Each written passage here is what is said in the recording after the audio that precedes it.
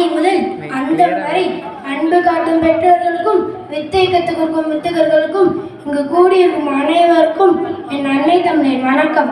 இன்று நான் ஒரு திருக்குறள் கதையை கூற வந்துள்ளேன். ஒரு வழிபறிக்கொள்ள என அரசர் நடி காவல் அடியில் நிறுத்துறாங்க.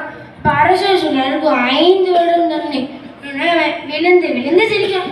என்னடா இப்படி சிரிக்கானேன்னு இங்கே இருக்க எல்லாரும் குழம்பி பெருக்கல.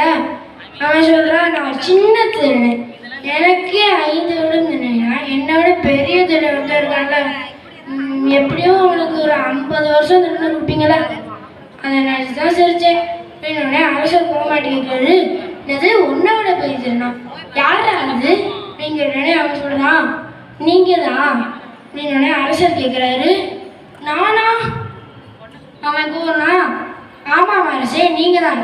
நானாச்சும் இரவு நேரத்தில் மக்களை வழிபறித்து கொள்ளையடித்தேன்.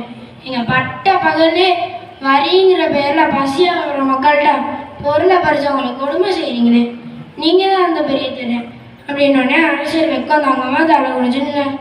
இதைத்தான் திருவள்ளுவர் 552வது குறளில் அழகாக கூறியுள்ளார். வேலோடு நின்றான் நடுவன் ரது போலும் கோலோடு நின்றான் நடுவன். இதன் பொருள், ஆட்சி கோல் எதிர்ப்பவர்கள் தமது குடிமக்களிடம் அதிகாரத்தை காட்டி அவர்களிடம் இருந்து பொருளை பறித்து அவர்களை கொடுமை செய்வது வேலேந்திய கொள்ளைக்காரனின் மிரட்டலை போன்றதாகும். நன்றி, விடைபெறுகிறேன்.